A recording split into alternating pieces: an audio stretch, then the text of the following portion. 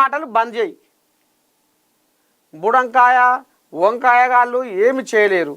100 మంది కేసీఆర్లు వచ్చినా బీఆర్ఎస్ బతకదు. మాజీ మంత్రి కేటీఆర్కు ఎమ్మెల్సీ అద్దంకి దయాకర్ కౌంటర్. తెలంగాణ బీజేపీకి రైటర్ కాదు ఫైటర్ కావాలి. ఇది పెట్టింది పుల్ల. హోంశాఖ మంత్రి అమిత్ షా నాకు ఫోన్ చేయలేదు. కొంతమంది బీజేపీ మహిళా నేతలకు దండం, వారికి సన్మానం చేస్తా. గోషామహల్ ఎమ్మెల్యే రాజాసింగ్ సంచలన వ్యాఖ్యలు. ఇంకా ఈ కోయిలా గిట్ట ఉంది. యూరియా సరఫరాలో కేంద్రం తీవ్ర నిర్లక్ష్యం. కేంద్రం ప్రకటనలకు సరఫరాకు చాలా తేడా ఉంది. ప్రభుత్వాన్ని బదనాం చేసేందుకు రైతులకు అన్యాయం చేయొద్దు. కేంద్ర ప్రభుత్వంపై మంత్రి తుమ్మల నాగేశ్వరరావు మండిపాటు. ఇక కోయిలాగలు ఎవరి వటకాల గిట్లా ఆంబాయం ఎలా పోసుకుంటున్నాయి. ఇక ఇప్పుడు ఆయువన వార్తలకు పోదాం.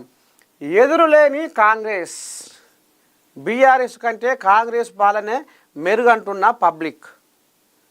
కాంగ్రెస్ బాగుంది 66%, బీఆర్ఎస్ కాంగ్రెస్ బాగుంది 66%, బీఆర్ఎస్ బాగుంది 30%. ఓహో అటనా. పథకాలలో సన్న బియ్యానికి టాప్ ర్యాంక్. సీఎం రేవంత్ సమర్థతకు ప్రశంసలు. నేను మహాపోల్లో తేల్చి చెప్పిన జనం. రాష్ట్రంలో కాంగ్రెస్ పరిపాలన గత బీఆర్ఎస్ పరిపాలన కంటే మెరుగ్గా ఉందని ప్రజలు తేల్చి చెబుతున్నారు. నేను మహాపోల్లో 22,000 మంది ప్రజలు పాల్గొని ఎవరి పాలన బాగుందన్న ప్రశ్నకు 66% మంది కాంగ్రెస్ పాలన బాగుందని తేల్చి చెప్పారు. ఇది కథ. నేను ఇక మరి మహాపోలు పెట్టింది. ఈ మహాపత్రిక ఓ పోల్ పెడితే మరి ఆ పోల్లో ఎవరి పాలన బాగుంది, ఏం కథ అనేది ఇక మరి పెడితే అందులో 66% కాంగ్రెస్కు ఓట్లు పడ్డాయట, 30% బీఆర్ఎస్కు ఓట్లు పడ్డాయట.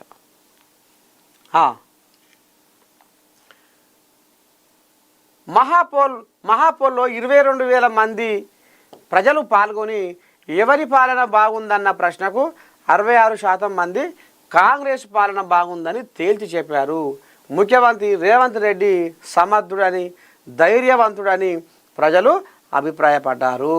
మొత్తానికి ఇది కథ. ఎవరి పాలన బాగుంది 66% కాంగ్రెస్, 30% బీఆర్ఎస్, 4% మాత్రం ఇద్దరిది నచ్చలేదు అనేది ఒక 4% జనాలు అనుకుంటున్నారు. ఇప్పుడు కాంగ్రెస్ వాళ్ళు వాళ్ళ పాట వాళ్ళు వాడుకుంటారు, బీఆర్ఎస్ వాళ్ళు వాళ్ళ పాట వాళ్ళు వాడుకుంటారు. ఇక కొంతమంది ఈ నేతల మీద, లీడర్ల మీద ఇసుకు పుట్టిన కూడా కొంతమంది ఉంటారు. అంటే సమాజంలో రకరకాల మనుషులు ఉంటారు కదా. ఇక ఇప్పుడు సన్నబియ్యం రేషన్ కార్డులు కేసీరావయ్య హయాంలో 10 ఏళ్ల కాలంలో జరగని పని మేము సన్నబియ్యం ఇచ్చినాం. ఇవాళ ప్రతి పేదోడు కడుపు నిండా తిని కంటి నిండా వండుకుంటుండు అనేది కాంగ్రెస్ వాళ్ళ ఆపోచన. ఇక రేషన్ కార్డులు కూడా లక్షల కొద్దిగా మేము ఇప్పుడు రేషన్ కార్డులు కూడా ఇస్తున్నాము అనేది ఇదొక మాట. ఇక పేదోళ్లకు, నిరుపేదోళ్లకు అంటే ఇక్కడ మేము పార్టీలు చూడకుండా, పైరవీలు చూడకుండా నిజమైన లబ్ధిదారుడు ఎవరో మేము వాళ్ళకు ఇందిరమ్మ ఇండ్లు ఇస్తున్నాం అనేది కాంగ్రెస్ వాళ్ళ మాట.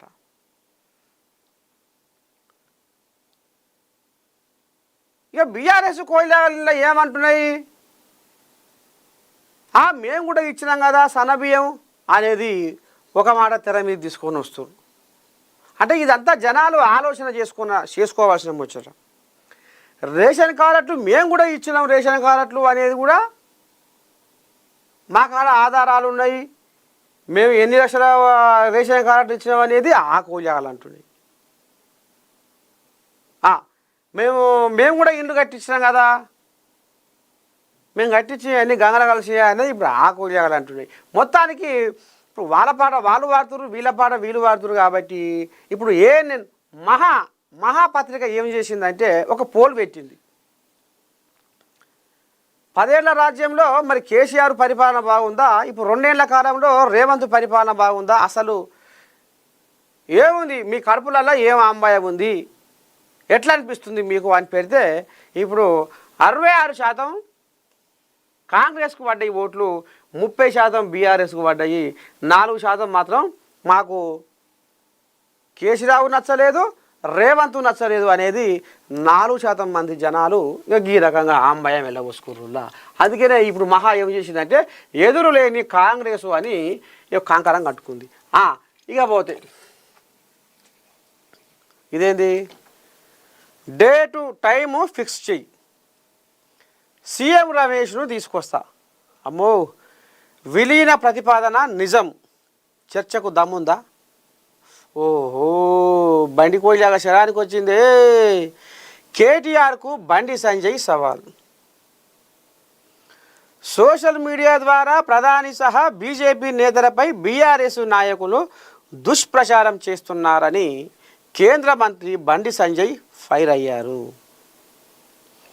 ఇకపై తప్పుడు ప్రచారం చేస్తే అంతు చూస్తామని తమ కార్యకర్తలు ఎక్కడికక్కడ అడ్డుకుంటారని ఖబర్దార్ కేటీఆర్ అంటూ స్ట్రాంగ్ వార్నింగ్ ఇచ్చారు.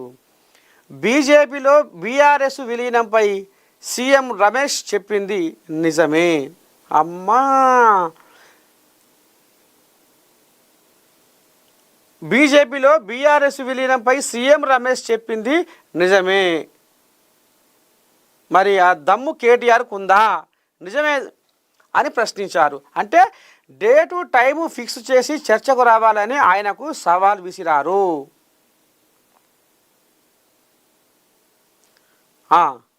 మరి కేటీఆర్కు దమ్ముందా, సవాల్ చేస్తున్నా అనేది మరి బండి కోయిలాగా గంతేస్తుంది. కరీంనగర్ జిల్లా ఆసుపత్రిలో క్రిటికల్ కేర్ బ్లాక్ నూతన భవనాన్ని ప్రారంభించిన అనంతరం బండి మీడియాతో మాట్లాడారు. సీఎం రమేష్ను తప్పించి వేదిక ఏర్పాటు చేయిస్తా, సీఎం రమేష్ను రప్పించి వేదిక ఏర్పాటు చేయిస్తా, బహిరంగ చర్చకు తేదీ సమయం కేటీఆర్ చెప్పాలి. కుటుంబ వారసత్వ పార్టీలకు బీజేపీ దూరం. ప్రధాని మోదీ కూడా నిజామాబాదు సభలో ఇదే చెప్పారు. అవినీతి కుటుంబ పార్టీ అయిన బీఆర్ఎస్ను విలీనం చేసుకునే ప్రసక్తే లేదు. రాష్ట్రంలో వాళ్ళ పని అయిపోయింది. ఆ పార్టీని నడపలేక కేసీఆర్ చేతులెత్తేశారు. బీఆర్ఎస్ లీడర్లు పూర్తిగా అవినీతి ఊబిలో కూరుకుపోయారు. ఆ ఆక్రోశంతోనే కేటీఆర్ ఇష్టానుసారం మాట్లాడుతున్నారు. సీఎంను తిడుతున్నా స్పందించలేని దద్దమ్మలు కాంగ్రెస్ నేతలు అంటూ మండిపడ్డారు. అయితే ఇప్పుడు ఇక్కడ బండి ఏమంటుంది, బీజేపీలో బీఆర్ఎస్ విలీనంపై సీఎం రమేష్ చెప్పింది నిజమే అని అనుకొస్తుంది. మరి ఒక బీఆర్ఎస్ కోయాగని లైన్లో తీసుకుంటే ఏం చెప్తారు, ఏంది ఏం కథ, మరి ఇటు సంగతాట అంటే చూద్దాం. అంటే కాంగ్రెస్ వాళ్ళే అనడు కాదు, బీజేపీ వాళ్ళు కూడా అంటారుగా పిల్లగా అంటే మరి ఏమంటారో చూద్దాం.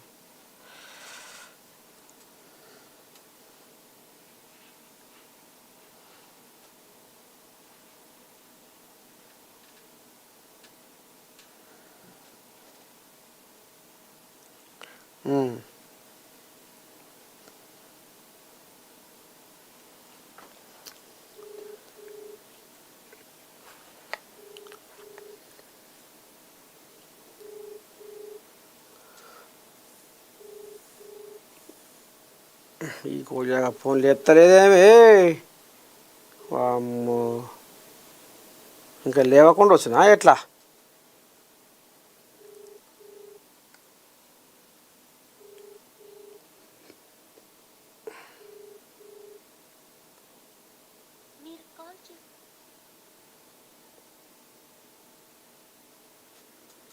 కోడిగా ఫోన్ లేపుతలేదు ఇది.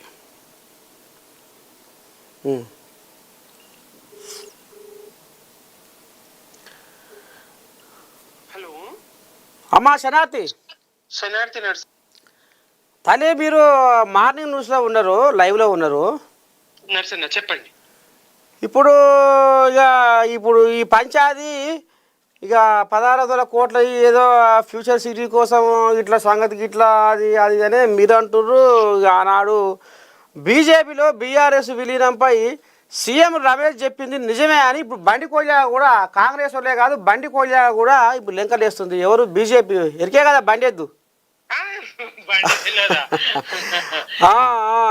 మరి ఇప్పుడు ఆయన ఏమంటుండంటే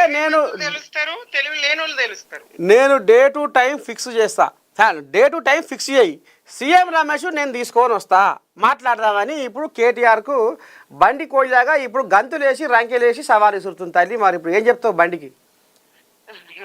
ఇదంతా అబద్ధ ప్రచారమే. విలీనం చేసే కర్మ బిఆర్ఎస్ కు పట్టలేదు. ఏ కారణంగా విలీనం చేస్తాం, ఎందుకు విలీనం చేస్తాం? విలీనం చేసేది ఉంటే గత 10 ఏళ్లలో బీజేపీ నుంచి ఎంత రాబట్టుకోవాలో అంత రాబట్టుకునేది కేంద్రం నుంచి. మొండి చేయి చూపించింది కదా, ఒక్క ప్రాజెక్టు కూడా ఇవ్వలేదు కదా జాతీయ హోదా. కాళేశ్వరంకు జాతీయ హోదా అడిగితే ఇచ్చిందా? ఏ రకంగా కేంద్రం సాయం చేసిందని లేనిపోని అభాండం వేసి కేసీఆర్ గారి కూతుర్ని, మా ఎమ్మెల్సీని జైల్లో పెట్టే కదా. బీజేపీతో కనుక మేము సఖ్యతతో ఉంటే సాధ్యం. అదే సుజనా చౌదరిని ఆయనను ఇందాక బండితో పాటు చెప్పింది ఎవరు, మన బీజేపీలో విలీనం అన్నారు సీఎం రమేష్.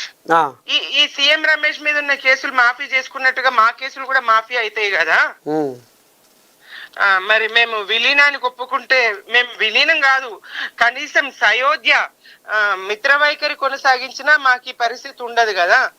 మాకు మిత్రవైఖరి కూడా అవసరం లేదు, తెలంగాణ ప్రయోజనాలే మాకు అవసరం అనేటువంటి ఆలోచన మాది.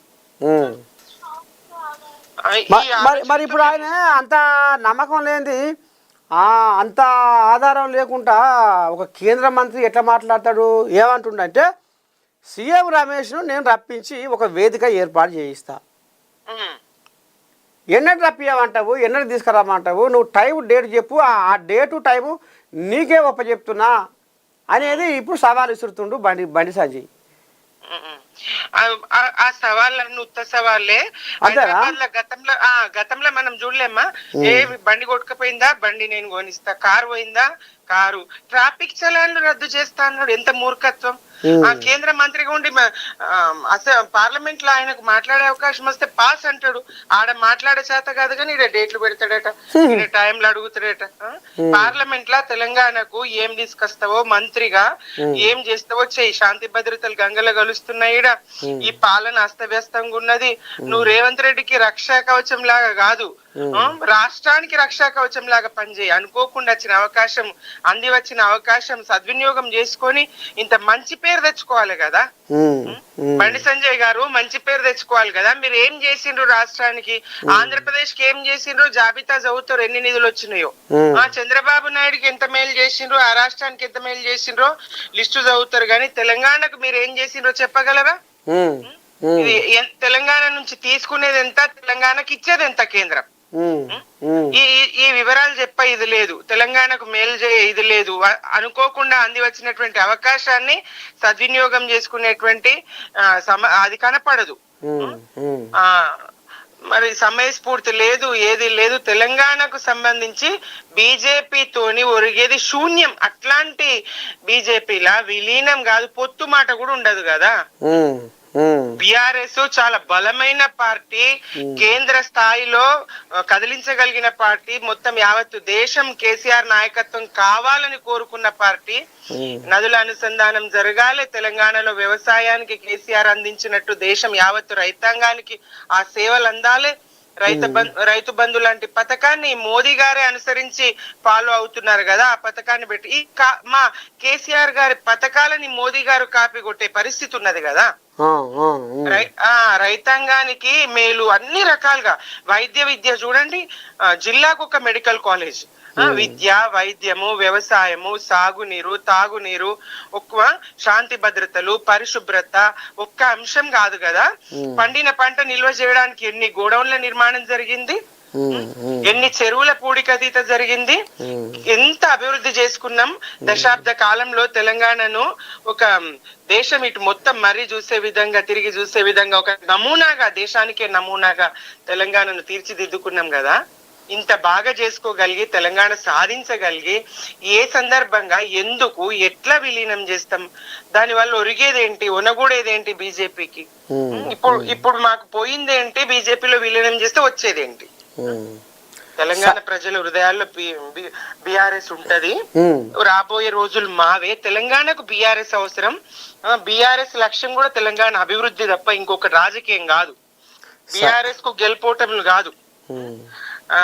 తెలంగాణను అభివృద్ధి పరుచుకోవడమే, సాధించుకున్న తెలంగాణను సద్వినియోగం అయ్యే విధంగా, ఎందుకు తెలంగాణ తెచ్చుకున్నామో ప్రపంచానికి చూపే విధంగా పాలన అందించే బాధ్యత బీఆర్ఎస్ ది. సరే, ఇక మొత్తానికి బీఆర్ఎస్ నాయకురాలు మరి సుమిత్ర ఆనంద్ మన ఏఎన్ఎన్ లైవ్లోకి వచ్చి ఈ రకంగా ఆంబాయం వెళ్ళబోసుకుంది. తల్లి ఉంటా శనార్థి. శనార్థి నమస్తే. ఇక ఇది కథ. ఇప్పుడు కామారెడ్డిది బీసీ డిక్లరేషన్ కాదు, ముస్లిం డిక్లరేషన్.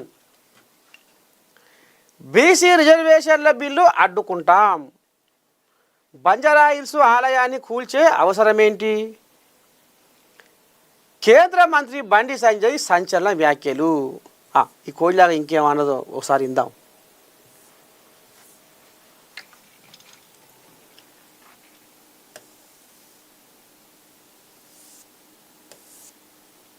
వేర్పిరా. కామారెడ్డిది బీసీ డిక్లరేషన్ కాదు, ముస్లిం డిక్లరేషన్.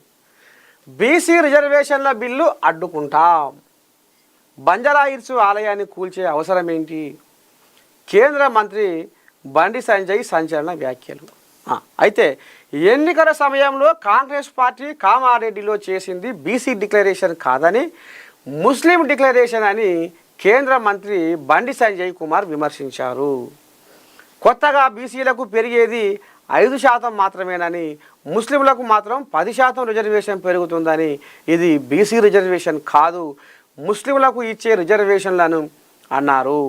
కరీంనగర్లో ఆయన మీడియాతో మాట్లాడుతూ ఖచ్చితంగా బీసీ రిజర్వేషన్ల బిల్లును అడ్డుకుంటామని, హిందువులను రాహుల్ గాంధీ ఏలన చేస్తున్నాడని, హిందూ ధర్మం అంతు చూస్తా అని రాహుల్ అంటున్నాడని కేంద్ర మంత్రి బండి సంజయ్ ఈ సందర్భంగా అన్నారు. ఉప ఎన్నికలలో ఓట్ల కోసం జూబ్లీ హిల్స్లో 30% ఉన్న ఒక సమాజాన్ని ప్రభుత్వం సంతృప్తిపరిచేందుకు ప్రయత్నిస్తుందా అని ప్రశ్నించారు. హైదరాబాదు నగరంలో, తెలంగాణలో ఎన్నో దేవాలయాలు, మసీదులు, చర్చిలు రోడ్డుపై ఉన్నాయి. కానీ బంజారాహిల్స్ పెద్దమ్మ ఆలయాన్ని కూల్చివేసే అవసరం ఏమిటి?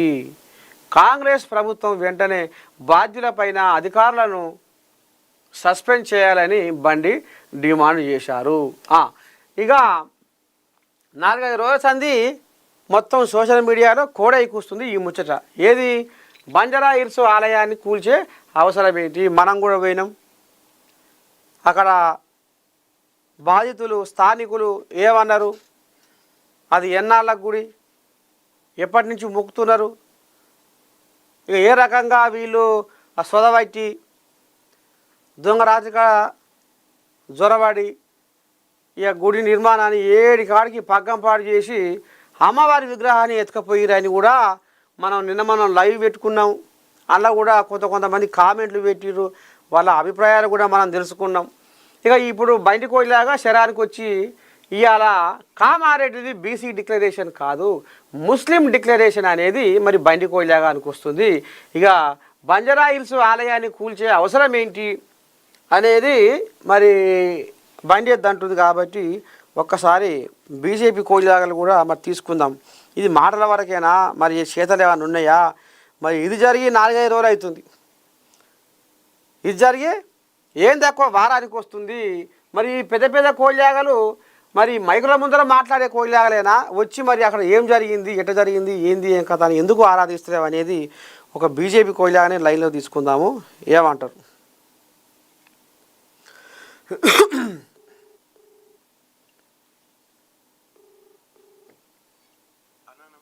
శ్రీరామ్. శనార్థి ఓ పిల్లగా అన్న మీరు మార్నింగ్ న్యూస్ లైవ్లో ఉన్నారు అన్న ఇప్పుడు బండి సంజయ్ ఏమనుకొస్తుండంటే కామారెడ్డిది బీసీ డిక్లరేషన్ కాదు ముస్లిం డిక్లరేషను, అన్న మేము బీసీ రిజర్వేషన్ల బిల్లును అడ్డుకుంటాము, బంజారా హిల్స్ ఆలయాన్ని కూల్చే అవసరం ఏంటి అనేది తెర మీద తీసుకొస్తుండు.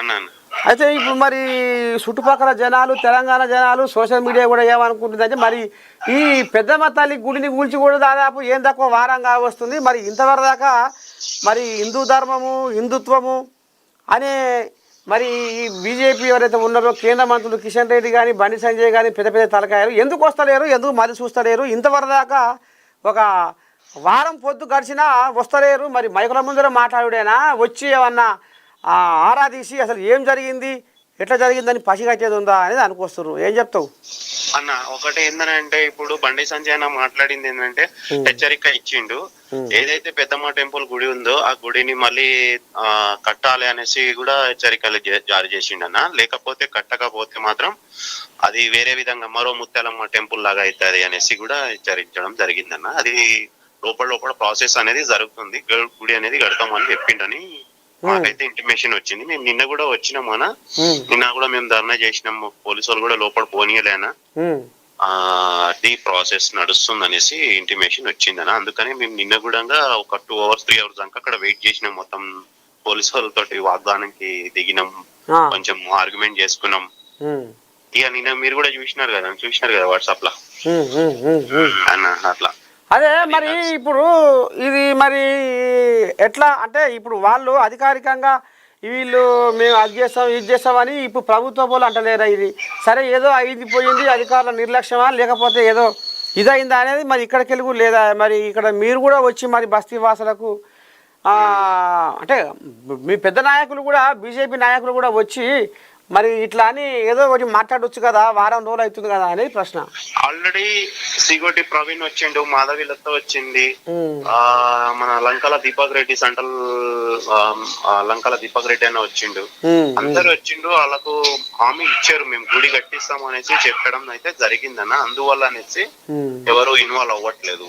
ఒకవేళ కట్టకపోతే ఏదైనా రాంగ్ గా ఉంటే మాత్రం మరో ముత్యాలమ్మ అక్కడ అవుతుంది పక్కరా 100% అన్న. అంటే మరి అమ్మవారి విగ్రహాన్ని కూడా తీసుకుపోయింది అంటే ఇప్పుడు అమ్మవారి విగ్రహం అక్కడ ఉంచిర్రు అంటే సరే మరి వెనక ముందు ఆలోచన చేస్తారో ఏమో అన్నట్టుగా ఉండే. మరి ఇక అమ్మవారి విగ్రహాన్ని కూడా ఎత్తుకుపోయింది అంటే ఇక అది జరగని పని ఏమో అన్నట్టుగా అనిపిస్తుంది కొంతమందికి.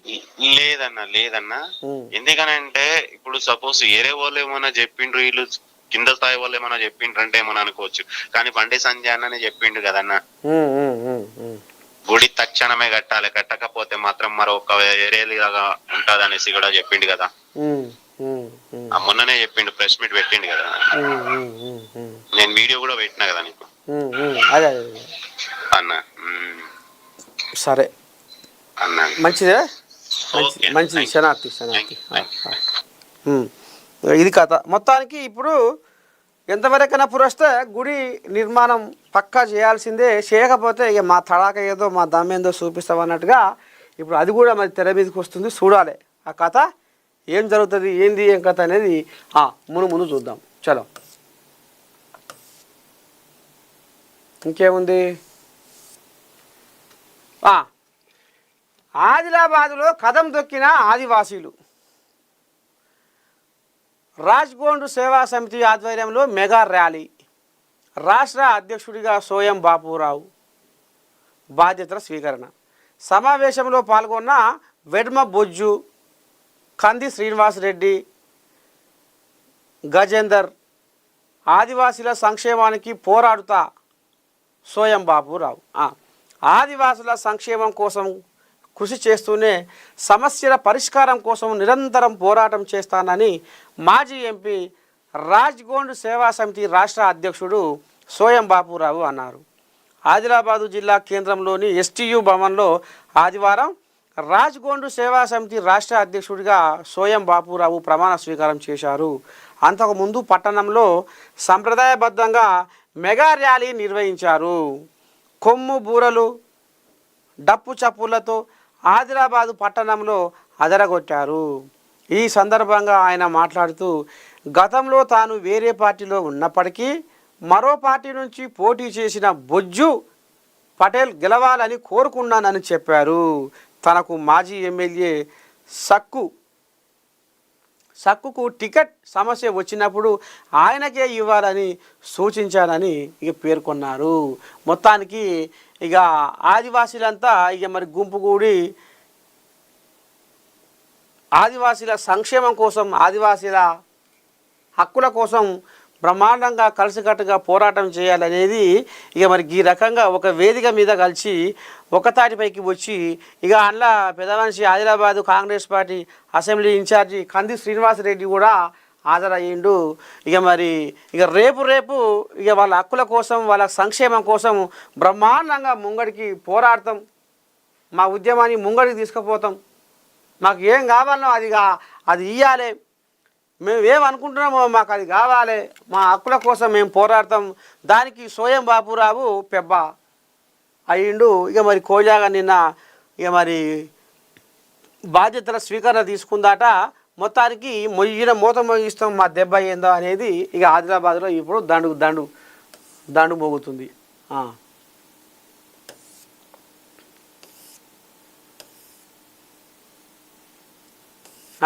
ఇదేంటి, తెలంగాణ బీజేపీకి రైటర్ కాదు ఫైటర్ కావాలి.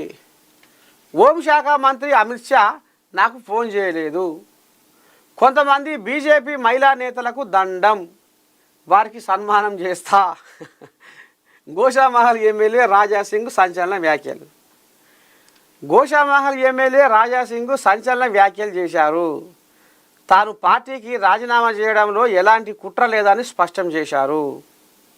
గత కొద్ది రోజులుగా ఎమ్మెల్యే రాజాసింగ్ తిరిగి బీజేపీలో చేరనున్నారంటూ జోరుగా ప్రచారం సాగుతుంది.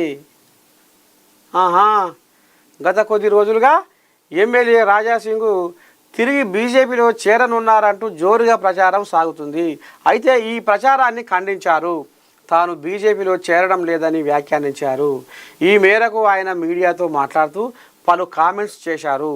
బీజేపీ చీఫ్ రామచంద్రరావు మంచి రైటర్ అని, కానీ తెలంగాణ పార్టీ అధికారంలోకి రావాలంటే మంచి ఫైటర్ కావాలి అంటూ వ్యాఖ్యానించారు. నా రాజీనామా వెనుక కుట్ర లేదని, వేరే పార్టీ నుంచి బీజేపీలో చేరిన వారికి అన్యాయం చేస్తున్నారని మండిపడ్డారు. ఈ అన్యాయంపై కేంద్ర పార్టీకి చెప్పాలని అనుకుంటున్నానని వెల్లడించారు. కొంతమంది బీజేపీ మహిళా నేతలకు దండం, నా రాజీనామాను కేంద్ర పార్టీ ఆమోదించడం వెనుక కుట్ర జరిగింది. నా పార్టీలో చేరడానికి నేను ప్రయత్నం చేయడం లేదు. తెలంగాణలో బీజేపీ అధికారంలోకి రావాలంటే ఏం చేయాలో కేంద్ర పార్టీకి వివరించాలని ఉంది. హోంశాఖ మంత్రి అమిత్ షా నాకు ఫోన్ చేయలేదు. తెలంగాణ బీజేపీలో జరుగుతున్న తప్పిదాలపై కేంద్రానికి లేఖ రాశా, మెయిల్స్ చేశాను. వారి దృష్టికి వెళ్ళిందో లేదో తెలియదు. బేగంపేట ఎయిర్పోర్టులో కలిసినప్పుడు అమిత్ షాకు కలుస్తానని చెప్పాను. ఆ లోపే రాజీనామా చేశాను. తెలంగాణలో 2014, 18, 23 ఎన్నికల్లో బీజేపీకి ఎవరు మోసం చేశారో, ఎవరు వెనక నుంచి కత్తిపోట్లు పొడిచారో ఐబీ రిపోర్టు కేంద్రం పార్టీ తెప్పించుకోవాలని. కొంతమంది బీజేపీ మహిళా నేతలకు దండం, వారికి సన్మానం చేస్తా.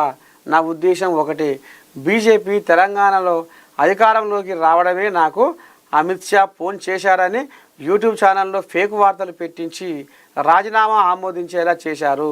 ఫేక్ వార్తలు మీడియాలో లీకులు ఇచ్చే అలవాటు నాకు లేదు అంటూ రాజాసింగ్ వెల్లడించారు. మొత్తానికి ఇక మరి ఏంది ఈయన రామచంద్రరావు రైటరు అంటే ఈయన ఉద్దేశం ఏంది, మంచి ఫైటర్ అంటే ఆయన మెత్తడి మనిషి అన్న కాడికి తీసుకొస్తుండు. ఒక బీజేపీ కోయిలాగా ఫోన్ చేద్దాం.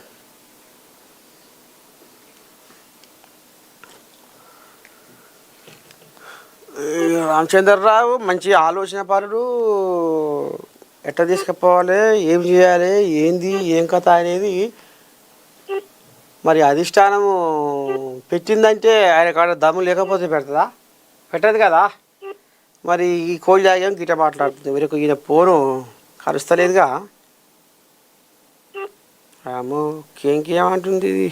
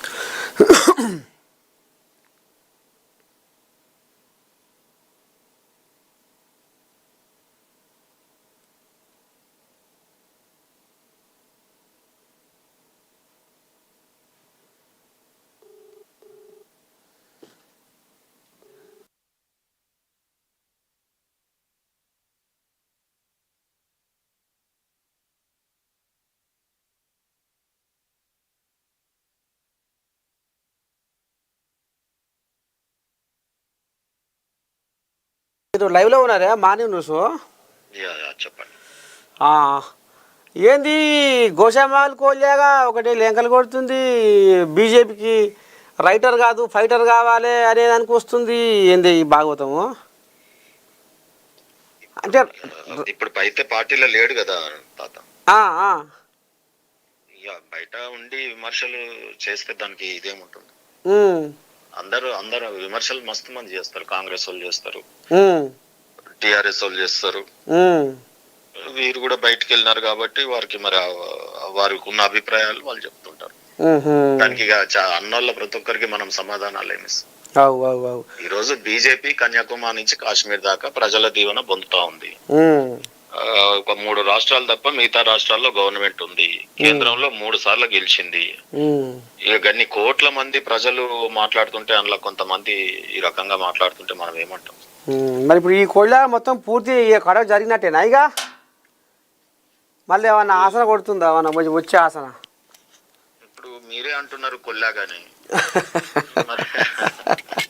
అదే అది ఏమంటుంది అంటే ఉరుకులో పెడితే అవుతుంది. ఆ తెలంగాణలో బీజేపీ అధికారంలోకి రావాలంటే ఉరుకులో పెడితే కావాలి, కానీ నిమ్మలంగా ఉంటోళ్ళు ఉంటే ఏడైతుంది పని అనుకొస్తుంది కోళ్ళాగ. ఇప్పుడు కొల్లాగలకు రైతు జర ఎట్లా చెప్తే అట్లా ఇంటే పంట మంచిగా వస్తుంటది. ఇక మామూలుగా కొల్లాగకు మరి మనం ఏం చెప్పగలుగుతాం చెప్పండి? సో ఇది పెద్ద ఇష్యూ కాదు. ఇవన్నీ పార్టీకి ఇప్పుడు ఎంతసేపు మీకు కావాల్సింది ఏంటంటే వాళ్ళకి మాకు కొట్లాటలు, ఒకరికొకరు కొట్లాటలు, నార్ద మార్షులు అయిపోయారు మీరు మీడియా అంతా. తాడు సీనే నా మీకే అసలు మరి నిజమా కాదా? మరి ఆ కోళ్ళగా గట్ల వెళ్ళబోసుకుంటుంది కాబట్టి. అంటే నారదుడేమో వీణ పట్టుకొని తిరిగేది, నువ్వేమో కట్టె పట్టుకొని తిరుగుతున్నావు. ఓ అమ్మా,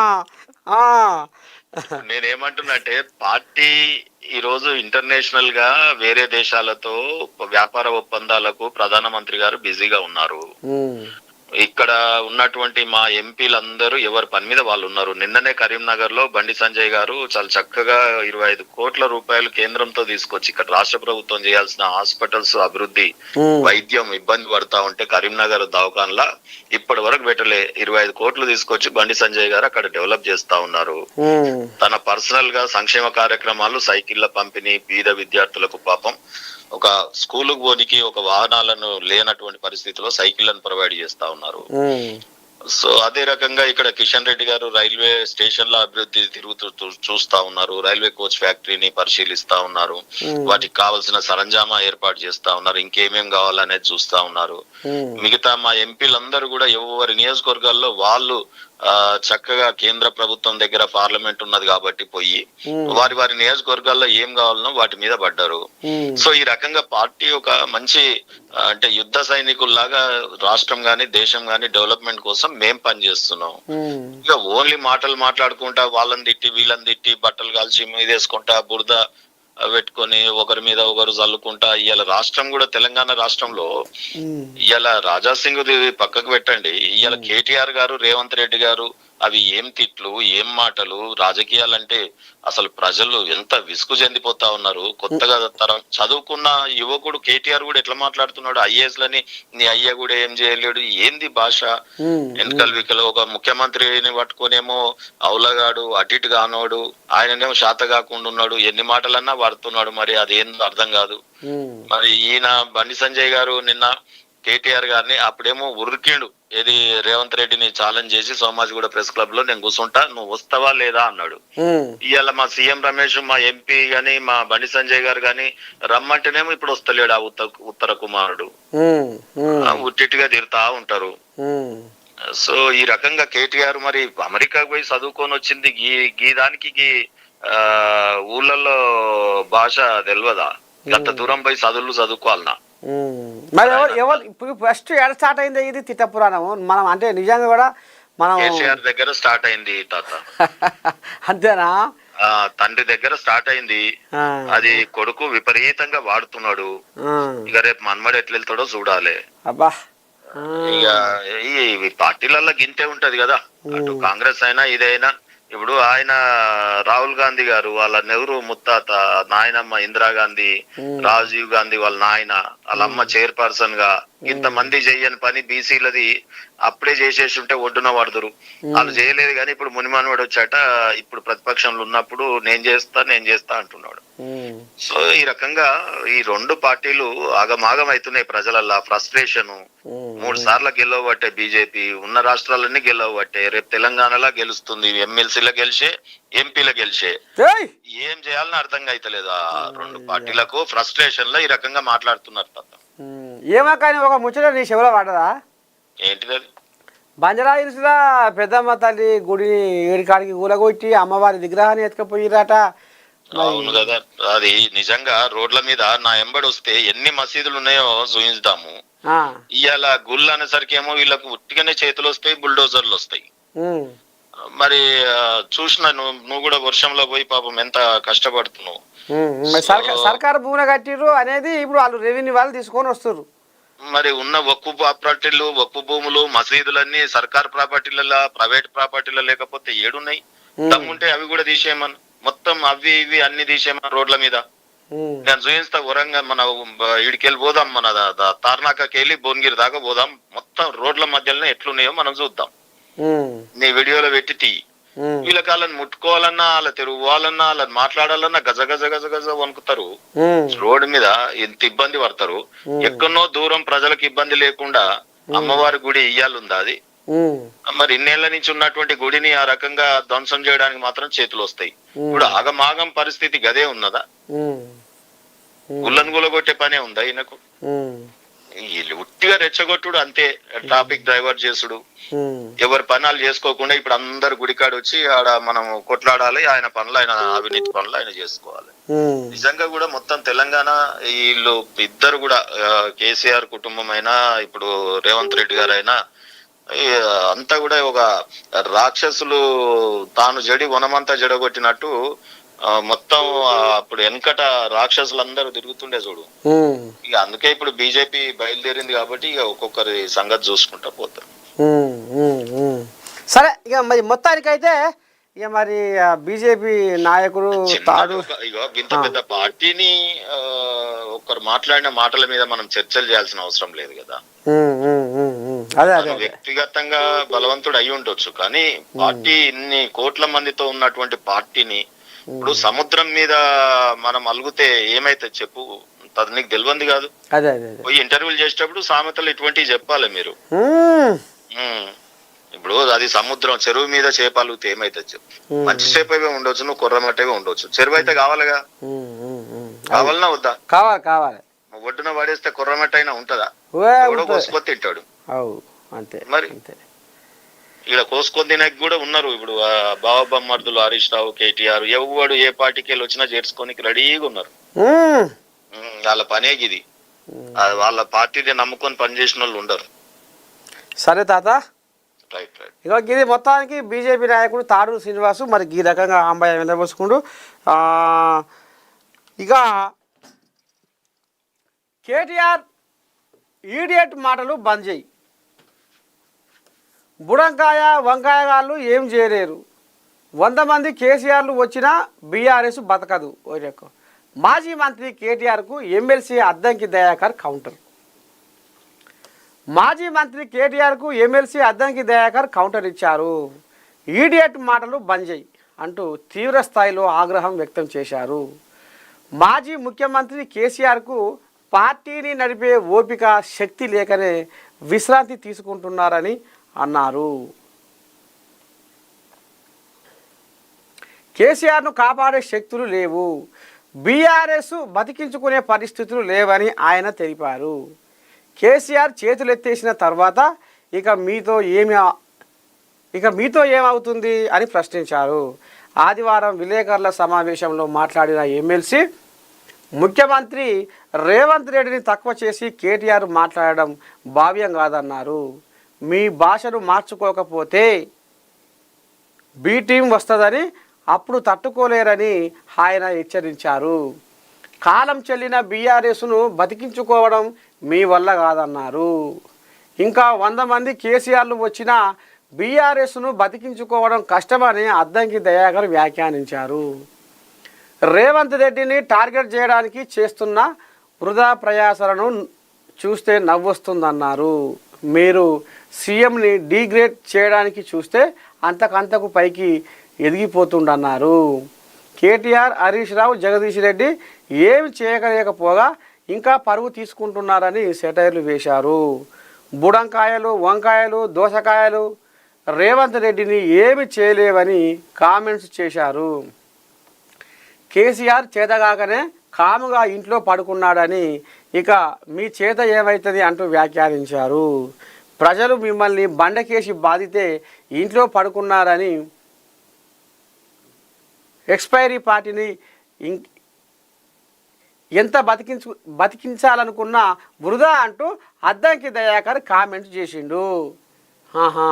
వీళ్ళకు అయితే ఇక ఇప్పుడు బీఆర్ఎస్ కోయలేమో రేపో మాపో మాదే రాజ్యం ఇక వస్తుంది, రాబోయే రోజుల్లో మాకే మంచి రోజులు ఉండేదేమో బీఆర్ఎస్ కోయలేయాలి అంటున్నాయి. ఇక ఇప్పుడు అద్దంకి దయాకర్ ఏమంటుండు ఎమ్మెల్సీ, ఇక బీఆర్ఎస్ పార్టీ జీవిగంజి పోసుకునే కాడికి వచ్చింది కథ.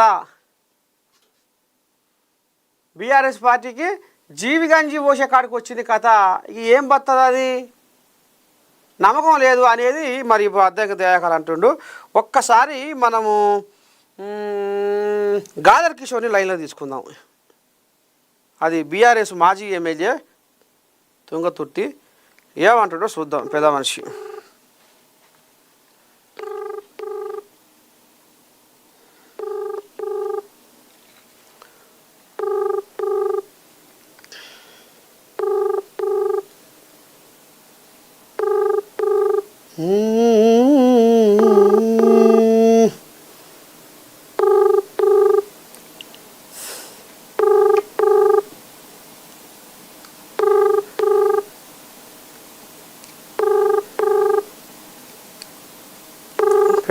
ఫోన్ లేపుతలేడుగా.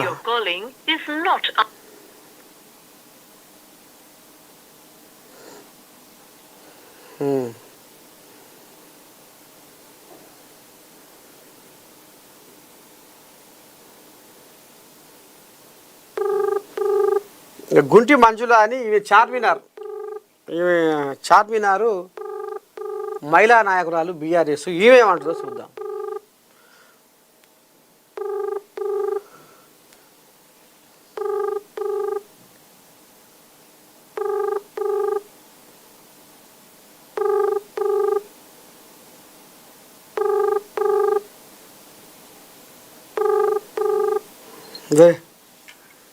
గాదర్ కిషోర్ ఫోన్ లేవకపోయే, గుంటి మంజులో కూడా ఫోన్ లేపుతలేదు.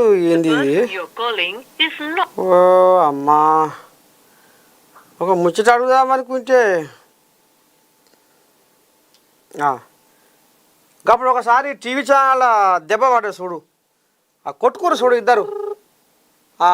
ఈ బీఆర్ఎస్ కోయిలాగా కాంగ్రెస్ కోయిలాగా వచ్చింది, ఆ కోయిలాగా చేస్తున్నా గౌతమ్ ప్రసాద్, ఆ కోయిలాగా ఏమంటారు చూద్దాం.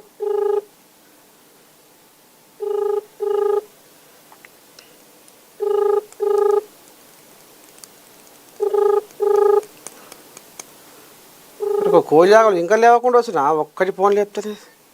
హలో అన్నా నమస్తే. శనార్థి ఓ పిల్లగా. శనార్థి. ఇగో నువ్వు మార్నింగ్ న్యూస్ లైవ్లో ఉన్నావు. ఇప్పుడు అద్దంకి దయాకర్ ఏమంటుండంటే ఇక బీఆర్ఎస్ పార్టీకి ఇక జీవిగంజి పోసే కాడికి వచ్చింది కథ. ఇక జీవిగంజి పోసి మీరు ఏం బతికిస్తారా పార్టీని, దానికి సత్యకారం దగ్గరికి వచ్చింది. మీరు ఎంత ఉరుకులో పెట్టినా మీ చేత కాదు. కేసీరావయ్య చేత కాకనే బాయికాడ ఉంటుంటే మీరు మీద పడి వస్తున్నారు, మీ వల్ల ఏమవుతుంది అనేది ఇప్పుడు అద్దంకి దయాకర్ ఇప్పుడు కేటీఆర్కు కౌంటర్ ఇస్తుండు. ఏమంటావు దీని మీద? అసలు అద్దంకి దయాకర్ జీవితమే ప్రశ్నార్థకంగా మారిండే.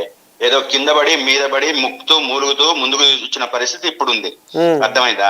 ఇప్పటికీ ఆయన పార్టీలో ఆయనకున్న స్థానం ఏంటనంటే స్వతంత్రంగా ఒక విషయం మీద నిజంగా మాట్లాడే పరిస్థితే ఈ రోజు లేదు. అటువంటి పార్టీ గురించి మాట్లాడుకోవడమే వేస్ట్. అదే విధంగా ఈ తెలంగాణ ప్రాంతంలో కాంగ్రెస్ పార్టీని ఏదైతే నమ్మి ప్రజలు ఓట్లేసిండ్రో ఆ నమ్మిన ప్రజల్ని నట్టేట ముంచిన పరిస్థితి ఈ రోజు ప్రతి పల్లెకి పోతే ప్రజలు చెప్తున్నారు, మేం కాదు అంటున్నది. మా ఆరోపణలు పక్కన పెట్టండి, మీ మైకులు గాని లేకపోతే ఇదే అద్దంకి దయాకర్ కు ఒక మీటింగ్ లో మన ఫ్రీలాన్స్ జర్నలిస్ట్ ఒక సార్ ఉంటాడు, పాపారావు సార్ అని. ఆ దయాకర్ గారు మీరు పార్టీల్ని పక్కన పెట్టి మీరు ఊర్లలోకి రండి, అసలు ఎట్లా తిడుతున్నారు మిమ్మల్ని, మీ ప్రభుత్వాన్ని, మీ పరిపాలనని ఏ విధంగా తిడుతున్నారో తెలుస్తుంది. మీ పార్టీని పక్కన పెట్టి ఒక్కసారి దయచేసి ఊర్లలోకి రండి, నేను స్వయంగా విన్నా అని చెప్పేసి ఆ జర్నలిస్ట్ చెప్పిండు. అని అంటే ఏం మాట్లాడకుండా కిమ్మన్న దయాకర్ కి ఎక్కడి నుంచి కొమ్ములు వచ్చినాయి? ఈ రోజు ప్రజల మీద అనేక రకమైన భారాలు మోపి ఇబ్బందులు పెట్టి ఇటు మా ఎరువులందరి యొక్క రైతులతోని, అదే విధంగా ఫీజు రియంబర్స్మెంట్ అందించకుండా విద్యార్థులకు, అదే విధంగా మా ఆటో కార్మికులకు రోడ్ల పడేసి కాళేశ్వరం ప్రాజెక్ట్ ని పండబెట్టి రైతులకు నీళ్లు ఇవ్వకుండా ఇబ్బందులు పెడుతున్న ఈ కాంగ్రెస్ పార్టీ వాళ్ళు ఈ రోజు కొత్తగా మాట్లాడుతున్నారంటే మాకు చాలా ఆశ్చర్యంగా ఉంది. అదే విధంగా తెలంగాణ ఉద్యమంలో ఇదే దయాకర్ అన్న చాలా ఆవేశంగా చాలా ఆతృతగా మాట్లాడిన మనిషి, ఈ తెలంగాణ కోసం మాట్లాడిన మనిషి. ఈ తెలంగాణలో ఇప్పుడు ఆయనకు సమస్యలు కనపడట్లేవా? ఏమన్నా గుర్రాలకు పళ్ళే మన తోముతున్నాడా? కనపడట్లేవా సమస్యలు? ప్రతిరోజు లైన్ లో నిలబడ్డ రైతులను అడుగు మనం. అదే విధంగా ఎస్ఎల్బిసి మునిగిపోయినది ఇప్పటికి ఇన్ని రోజులు ఏమైందో తెలియదు. పాషగాన్లో కార్మికులు చచ్చిపోయిన 11 మంది ఏమైనా ఇప్పటికీ చెప్పరు. ఏమన్నా ఎంక్వైరీ చేసిండ్రా లేకపోతే వాళ్ళ మీద చర్యలు తీసుకున్నారా? అదే టిఆర్ఎస్ గవర్నమెంట్ మీద ఇష్టం వచ్చినట్టు మాట్లాడి, చిన్న సంఘటన జరిగితే ఇష్టం వచ్చినట్టు మాట్లాడిన ఇదే అద్దంకి దయాకర్ అదే ఇప్పుడు ఇంతమంది చచ్చిపోతున్నారు కదా. ఇగో నిన్న 111 మందికి హాస్టల్లో విద్యార్థులకు తిండి లేకపోతే ఇతను కూడా వెనకబడిన కులం నుంచే వచ్చిన మనిషి కదా, సామాజిక వర్గమే కదా. అక్కడ హాస్టల్లో పిల్లలు తిని చచ్చిపోతున్న పరిస్థితి ఉంది, విషాహారం తిని. ఆ సరైన తిండి పెట్టక ఎస్సీ ఎస్టీ బిల్లులు సరిపోతుంటే కనపడట్లేదా దయాకర్ కు? అద్దంకి దయాకర్ గారు దయచేసి మీరు రాష్ట్రంలో ఉన్న సమస్యల్ని పరిష్కరించడం కోసం ప్రయత్నం చేయండి తప్ప ఇటువంటి అబద్ధాలు, అదే విధంగా టిఆర్ఎస్ పార్టీ లేదిక చచ్చిపోయింది, నిన్నటిదాకా నీ పార్టీ కనపడకుండా పోయింది, ఈ రోజు ఏదో ప్రజలు దయదలిసి మళ్ళీ ముందుకు తీసుకొచ్చిండ్రు. ఇక ముందు రాబోయే రోజులలో ఈ కాంగ్రెస్ పార్టీని తెలంగాణ ప్రజలు నమ్మే పరిస్థితిలో లేరు, నమ్మి ఓటేసే పరిస్థితిలో అసలు లేరు. రేపు స్థానిక సంస్థల ఎన్నికలలో కూడా రేపు జరగబోయేది ఇదే అని మీరు అనుకుంటున్నారు. అట్లా మీరు అనుకుంటారు గౌతమ్ గారు, అట్లా మీరు అనుకుంటున్నారు. ఇప్పుడు తెలంగాణలో సన్న బియ్యం పండుగ, రేషన్ కార్డులు, ఇందిరమ్మ ఇండ్లు మోతమవుతుంది. మళ్ళీ స్థానిక సంస్థలలో మా గెలుపుకు గిజి చాలు అన్నట్టుగా వాళ్ళు మాట్లాడుతున్నారు. ఇంకా 100 మంది కేసీఆర్లు వచ్చినా బీఆర్ఎస్ పార్టీని బతికించుకోవడం చాలా కష్టం అంటుండు అద్దంకి దయాకర్. అనుకోని ఇప్పుడు నేనేమంటున్నానంటే ఇదే అద్దంకి దయాకర్ దగ్గరికి పోయి నిన్నగాక మొన్న ఎవరో మహిళ మాట్లాడుతుంది, సన్న బియ్యము ఏ విధంగా ఇస్తున్నారు, దొడ్డు బియ్యంని సన్నగా ఎట్లా చేసి ఇస్తున్నారు, అవి వండితే ఎట్లవుతున్నాయి అని చెప్పేసి మీడియాలో మాట్లాడుతుంది. మేము కాదు మాట్లాడుతున్నది, మేము కాంగ్రెస్ వాళ్ళు బీఆర్ఎస్ పార్టీ వాళ్ళు మాట్లాడుతున్న పరిస్థితులు కాదు, ఇది విమర్శ చేస్తున్నా కాదు, సామాన్య జనం ఊర్లలో మాట్లాడుతున్నారు. ఏ రకంగా మీరు సన్న బియ్యం ఇస్తున్నారు, ఏ విధంగా అవి ఉడుకుతున్నాయి, ఏ విధంగా తినలేకున్న పరిస్థితి ఏ విధంగా ఉందని చెప్పేసి. ఇందిరమ్మ ఇళ్లకు వీళ్ళు ఇస్తానన్న ఇళ్ళని ఇప్పుడు ఇస్తున్నది ఎంత? ప్రజలకు వాళ్ళు ఇచ్చిన హామీ ఎంత? మొదటి సంవత్సరంలోనే 5 లక్షల ఇల్లు కట్టిస్తామని చెప్పేసి అన్నారు కదా. ఎక్కడున్నాయి 5 లక్షలు? ముక్కుతూ మూలుగుతూ ఈ రోజు 50 నిన్న ప్రకటన చూస్తున్నా 20 200 ఏదో రెడీగా ఉన్నాయి అని చెప్పేసి ఏదో ప్రకటన వచ్చింది. అంటే వీళ్ళ పరిపాలన మీద వీళ్ళకు ఒక అవగాహన లేదు, అదే విధంగా ఏ విధంగా సమర్థంగా పరిపాలన చేయాలనే ఆలోచన లేదు, పైగా పక్క పార్టీ మీద బురద ఎట్లా జరుగుతుందని చెప్పేసి చూసే ఆలోచన. రేపు రాబోయే స్థానిక సంస్థల ఎన్నికల్లో చూడుతాక ఖచ్చితంగా ఈ కాంగ్రెస్ పార్టీకి కర్రుగాల్చి